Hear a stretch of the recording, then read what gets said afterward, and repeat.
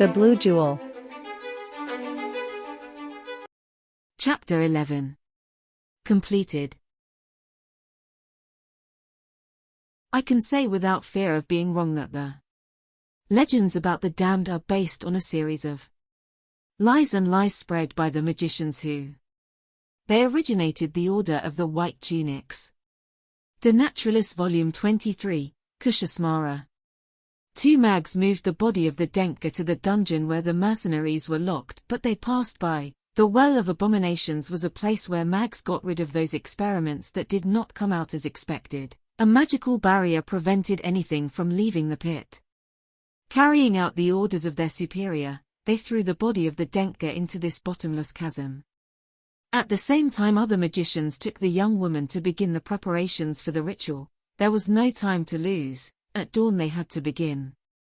While the mercenaries were totally demoralized, they had seen the Denka's corpse and how they were taking Arian away. Fedoras would get away with it, and they would surely be raw material for his dark experiments. Gosberg regained consciousness as he fell into the pit of abominations and found himself on the ground. A softer impact than expected given the altitude. The Denka sat up and wiped his suit with a distracted air. Everything had gone according to plan. Well, not so much. Fedoras must have suspected something about him. That wine had 6 different kinds of poisons.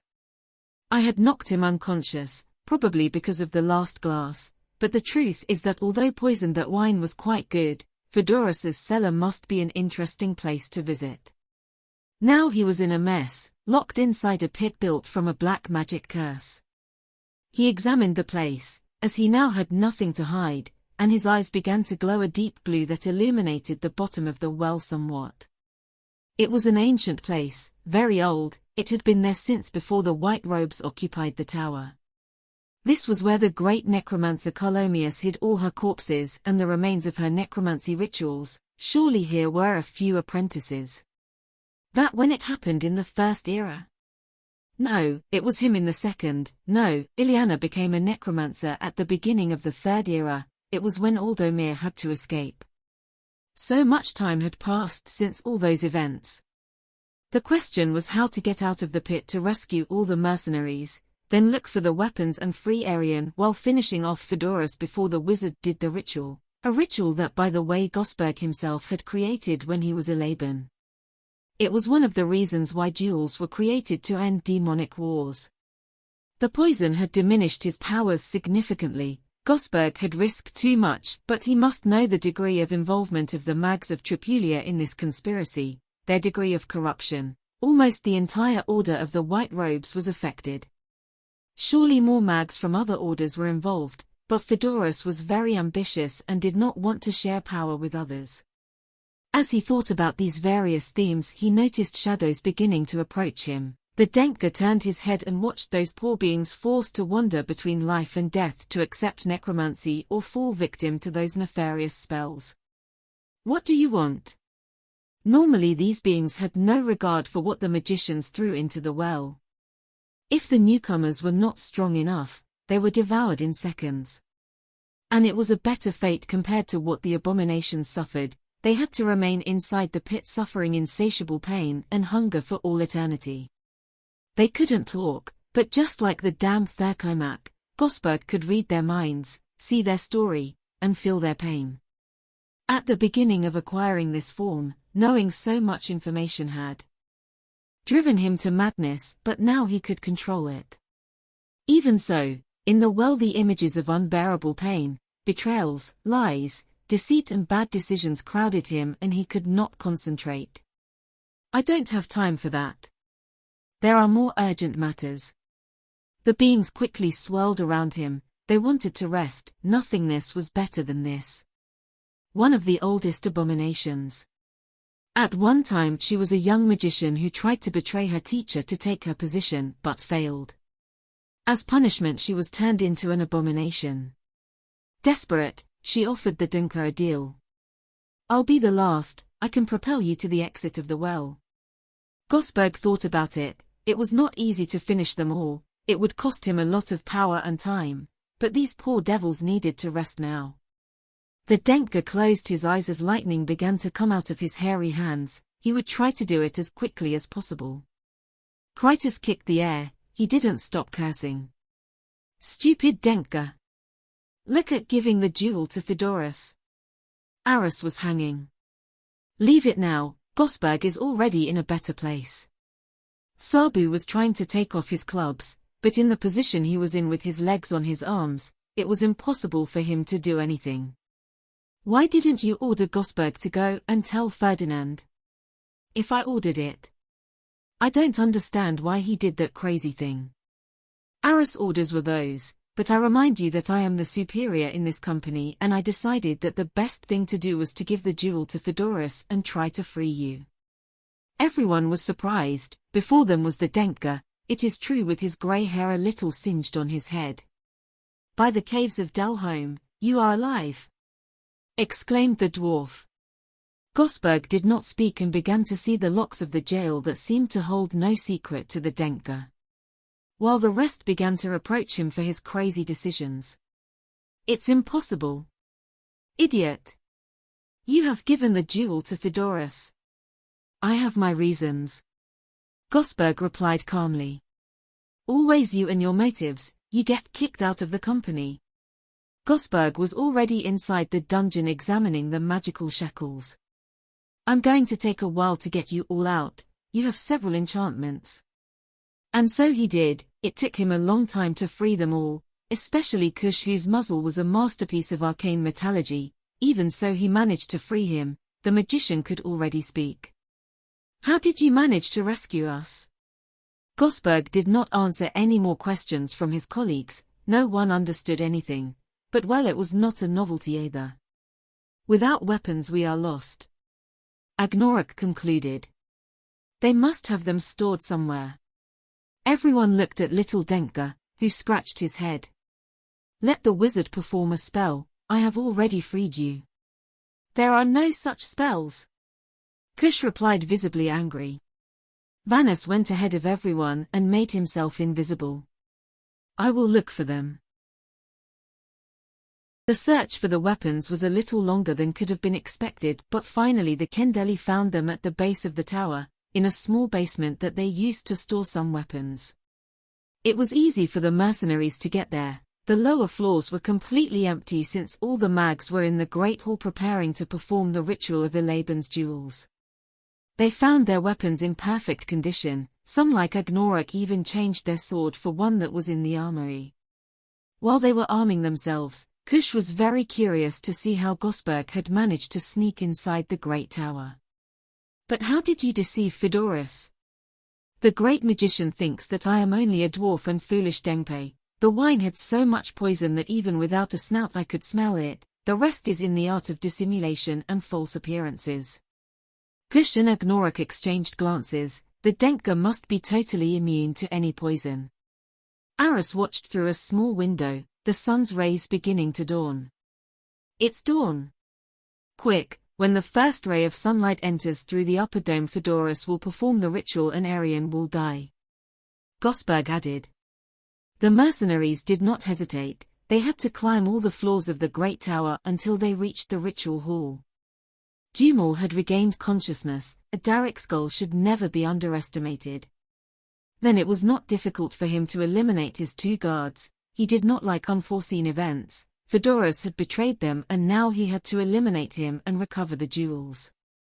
Dumal went to his chest and took a compound bow. He was determined. He never failed. Arian didn't know how long he'd been in the big room. All night surely. Mags brought it up from the dungeons to this room, the largest in the tower. The room was totally circular, about 100 meters in diameter and a wide ceiling in the form of a vault. In the center there was an altar where they laid the young woman. There Fedoras bewitched Arian. A green light spread through her body and then she was paralyzed. She could not speak, except for her eyes. She was totally immobilized. The magicians disappeared and for a few minutes she was left alone in the room. Attempts to move and get out of there were useless. Her body did not obey her. Then 4 magicians appeared to undress her. She was like a rag doll for them. They took off her clothes and dressed her with 2 pieces of a rectangular white cloth with which they covered her most intimate parts. Then they applied a series of oils that smelled of dead fish and the magicians disappeared again. She was alone in the living room. Phoedorus made an appearance. Now the number of mags was much greater. They all examined the young woman and gave their opinion. Among them they argued heatedly. Phoedorus himself participated in debate. 2 of them, with huge pens and gold ink, began to paint a series of symbols that the young woman did not understand and to draw a series of circles around which they wrote other symbols. Once they finished writing about her body, Phoedorus examined her carefully, consulted a scroll, and finally gave his approval. Then 2 other magicians arrived with a chest, opened it and Phoedorus gradually placed the jewels in each circle drawn. Each jewel, when it touched Arian's body, the entire room was flooded with a blue light. The jewels were placed in disparate places such as under her eyes, forehead, the base of her neck, her shoulders. They were the right places, as the jewels stuck to the young woman's body, as if they were sewn to her skin. The last one was missing, the triumph of the Laban, which was placed by Phoedorus himself just above Arian's sternum. The light this time was very intense, so much so that it forced everyone to close their eyes. Phoedorus smiled. Arian was ready for the ritual. She watched as they placed a mirror just above where the triumph of Laban was placed. They placed it at an angle of 45 degrees with respect to the young woman. Arian understood the essence of the ritual. Its vitality would be catalyzed by the jewels to create a lightning bolt that would come out of Laban's triumph and bounce by the action of the mirror to fall on Phoedorus' body, granting him immortality. His fate was now sealed. Arian was left alone in the darkness again. It didn't take long, the room lit up and gradually began to fill with magicians of the order, ready to witness the conversion of Phoedorus into an immortal being. The room had an upper floor where the lower-ranking apprentices could follow the ritual. Next to the altar, there were a dozen mags forming a circle. Surely they would be the most powerful of the order after the Grand Master. At last the Grand Master arrived with a solemn air. He had to study the spells necessary to perform the ritual.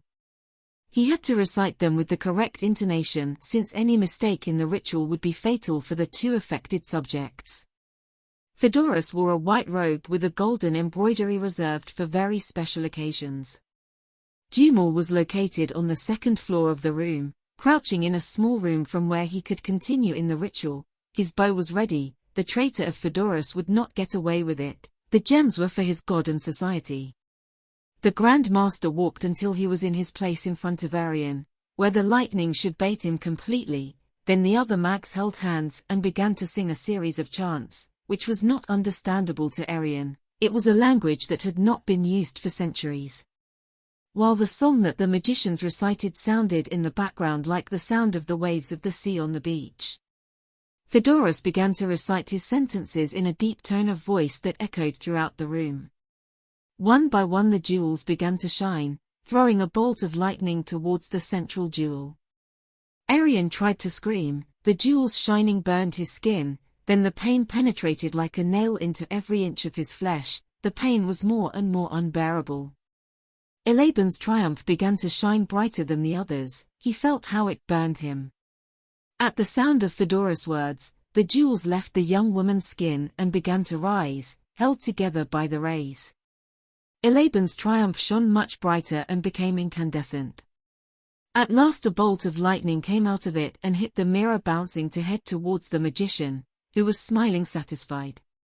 Arian felt that he would die as soon as the lightning touched the magician. Phoedorus smiled. The divinity awaited him, immortality. The chants of the other magicians surrounded him. The great magician closed his eyes to hope that the lightning would touch him. Nothing. Phoedorus opened his eyes in amazement. He couldn't believe it. The mirror hit the ground and broke into 1,000 pieces.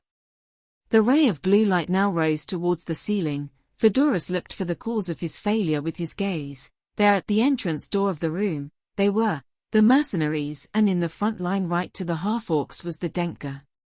But how was Denka alive? He had poisoned him, with 6 powerful poisons, the most poisonous in all of Sharanese. The mixture would wipe out any mortal being, and they had also thrown it into the pit of abominations. Nothing came out of it. That meant Gosberg was. It couldn't be. It didn't matter anymore. He had failed in his plans for the moment. He would wipe out the mercenaries and then repeat the ritual again. When a favorable lineup existed again, he would be immortal forever. The great wizard was thinking of saying something, but Gosberg did not give him time. A rain of daggers came out of the hand of the Denka, causing a real massacre. Fedoras was miraculously saved, thanks to a protection spell that he had in one of his pendants. Finish off those bastards. Dumal was about to shoot his arrow, when he saw how a dagger broke the upper mirror, preventing the lightning from reaching Fedoras. He turned around like everyone else and saw Gosberg and the other mercenaries. It was impossible, but he saw something he did not expect. The Denka went ahead of his companions and his eyes began to glow a blue color like the gems. It lasted an instant. Gosberg knew Dumal was stationed there. A dagger flew with deadly precision toward the Darrick's skull, who lowered just enough for the small dagger to impact his shoulder, knocking him to the ground. Dumal was not easily amazed, and this time he was very amazed. Gosberg was the cursed god. Surely this is what his lord was referring to when he ordered him to come to Tripulia. Chaos broke out in the room. Bodies of magicians fell everywhere while a series of the most varied creatures appeared: skeleton soldiers, stone giants, fire elementals, demons, mummies, giant scorpions, while thousands of projectiles of all kinds came out in the direction of the mercenaries: lightning, multicolored spheres, columns of fire. Aris, Gosberg and Agnorak were fast, much more than frightened mags not used to a fight to the death, that is, if the creatures summoned by them did fight with determination and were tough opponents. The daggers of Gosberg were a real curse. Their reputation as slaughterhouses was more than justified.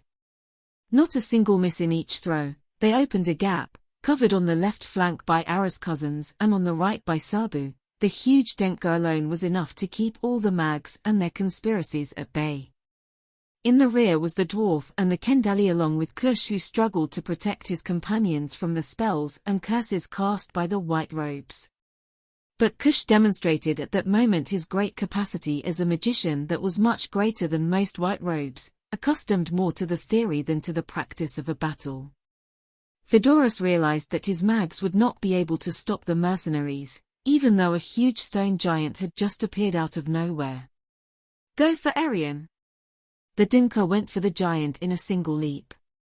The two half-orcs rushed off to the altar that was only defended by Fedoras. Surrender, damn it! Aris brandished his sword full of wizard's blood. It won't be so easy for you, exclaimed the magician, who cast a spell quickly. A ball of blue light that hit the feet of the half-orc, who managed to dodge it by the skin of his teeth, would not be something so easy. Agnorak was behind Aris when a huge mummy attacked him with a huge greatsword. What was this? Another being conjured by the mags? The mummy was fast, his attacks accurate. He could not help Aris. He would have to fight only against Fedoras. You are a 100-year-old man. Fedoras smiled and attacked with the staff, but in a very flimsy way that the half-orc almost found comical, until a fireball came out of the end of the staff that hit the half-orc's left arm. Aris shouted but rose slowly under the watchful eye of Fedoras, who muttered a series of incomprehensible words.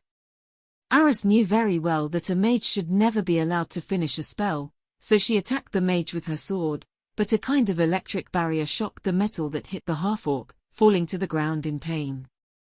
Spawn, I am protected by a magical barrier. The magician looked at the sword with the black edge and began to smile. The black sword. Infamous, you don't know what you have in your hands. Aris recovered, the magicians and their mysteries. Now he had to finish off the magician. This time the barrier, despite the discharge, was not going to protect the old mage. Hergelmark, Rigobertuts and Muthat Merith Aquinet. The old wizard shouted with all his might. His words resounded throughout the room. A black hole appeared on the floor from which a soul eater emerged. Everyone present stopped fighting. A soul eater, one of the most powerful spells of necromancers. You had to have a great experience in black magic. Kush turned pale. Not even the great Aldomir had summoned a soul eater. Those beings were totally uncontrollable.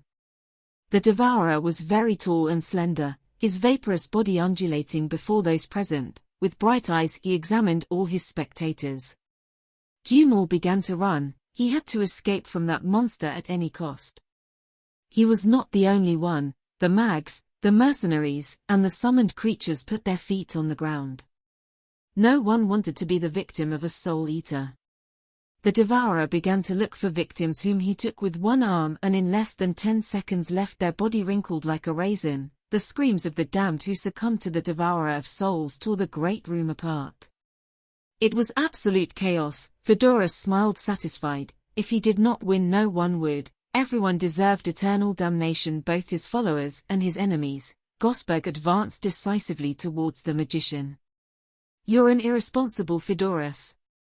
Summon a soul eater. Fedoras smiled at the sight of the Denka. With his staff he began to perform a series of movements in a defiant manner.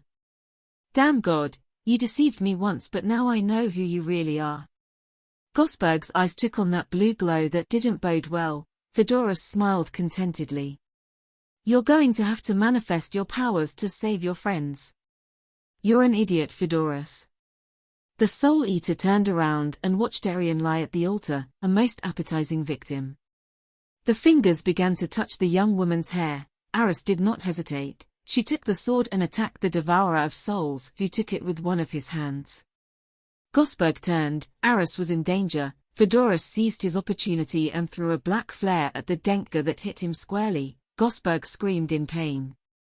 Who is the little Elaban now? Agnorok made his way with determination now that the mummy was running away like magicians. How can a walking corpse be afraid of that? The devourer must be something terrible. But Agnorok ran to help Aris. When he arrived at his side, the prince was about to die. Agnorok hesitated for a second, looked at Arian lying at the altar. If Aris died, then she. He shook his head. Tonight only strange events were happening. Aris was about to disappear. His body was wrinkled and skinny. Agnorok launched himself into a desperate attack. You're so stupid, worthy of a troll's crab. Cursed to himself. And he struck with the sword as hard as he could. Fedoras smiled at his victory. The great god could not save his protégés, and as a tip he threw another black beam at him. Not even you in this cursed form can handle a soul eater. An icy scream, coming from the same dark hell where the devourers wander for all eternity, flooded the room, then all of Tripulia, and then its echo reached all the confines of Shanaris. Much has been written about this event. Some believe that it was the event that ended the Age of the Damned. The great hall stopped being chaos. They stood paralyzed, watching as Agnorok wounded the devourer, who released Aris, who fell on the ground like a ripe fruit. Kush was impressed. The ancient prophecies were being fulfilled. Fedoras backed away. That's impossible. The legend was true, only a. Gosberg smiled as he sat up, his eyes glowing a deep blue. Now you could see the blue eyes of a god. True only. You're a liar. You had everything planned. Fedoras now understood the game of Gosberg. He was not an easy opponent to beat. Besides, the sword had been shattered. It was a piece of useless metal. The devourer advanced towards Agnorok, wanted revenge. The calm in the room ended. Everyone tried to escape again, except for the mercenaries and Jumel. Agnorok did not expect the devourer to be so fast. He could not stand even 2 coats of the vaporous being, who ended up grabbing him. Agnorok let go of what was left of the sword. The pain was unlike anything I had suffered before, even though the ranges of pain I had experienced were very wide. He felt how his soul was stretched, and his life was quickly sucked out of him. Although Agnorok kicked and defended himself with all his might, little by little he felt how cold darkness spread throughout his body. Arian opened his eyes. He wasn't in the big hall of white robes. It was another place, a quiet place with a warm and soft lawn that seemed to have no end. Far away there was a man, tall, with a golden mane. He was sitting with his eyes closed. It was Elaban. Arion approached the god slowly and knelt in front of him. Elaban opened his eyes bright blue like jewels, yet something in his eyes was very familiar. But an image came to his mind. It was Aris lying on the ground and Agnorak who was screaming intensely while a horrible being was holding him. Arion had to do something. Elaban's eyes shone so brightly that they blinded her. He felt an electric shock, a tremendous power. The jewels that were floating began to rotate around his body. Arion sat up and took Elaban's triumph, then aimed it at the Soul Eater. A blue bolt of lightning hit the terrifying being who screamed again, and this time this scream altered all of Tripulia. The devourer of souls disappeared, leaving Agnorak in the air. The poor half-orc fell heavily on the ground and then writhed in pain. Fedoras was pale. This was not possible, so many years wasted. Gosberg pounced on him. Now he could do it. Everyone was watching Arion as he rose through the room. No one would notice. With both hands he grabbed the old wizard's head, and his eyes turned bright blue. The magician's head exploded, covering the Denka with traces of blood, brain, and bones, and he did not flinch. The body of his rival fell heavily like a sack of beans, which he kicked well. There was no time for more. Arion took the triumph of Elaban again, lifted it to the sky, and as Krytos would later describe it, all went to the great chasm where the trolls relieved themselves. The tower exploded completely. Everything from the dome upwards evaporated, scattered in 1,000 fragments that fell on the unfortunate inhabitants of Tripulia. There are many books and treatises on this event, since it is a topic of vital importance to understand the last times of the Age of the Damned. Nearby towers were damaged by the blast wave and many innocent casualties were produced by the blast. In addition to the large cloud of dust that covered Tripulia for a few days. When the dust cloud dissipated somewhat, the mercenaries stood up. Incredibly, he had survived the explosion. Many mags lay dead next to the decapitated body of their Grand Master. Others lay wounded or disoriented. Kush and Gosberg walked up to Agnorak, who was on the ground panting, the Denka slapping the half-orc on the back. Incredible. Agnorak. You are the first mortal to injure a Soul Eater. Agnorak did not speak, his gaze was fixed on another scene. Arion had recovered. He tried to revive Aris, who lay unconscious on the ground. The young woman had her eyes covered in tears, while with Elaban's triumph she massaged the chest of the half-orc. After 5 minutes Aris opened her mouth and eyes. Arion left the duel and hugged him. And then kiss. Agnorak lowered his head. He was surrounded by the rest of the mercenaries. He was a legend, but the half-orc did not listen to them. He spat out a little blood. I'm an idiot. In the end the cloud dissipated, at least at that height of the great tower. The sun greeted them cordially. Before them were the rest of the towers of the city, some with serious damage, but more or less all seemed to be safe. Kush ordered the remaining mercenaries to search for the blue jewels, and they did not stop until they found all of them and put them in a safe place.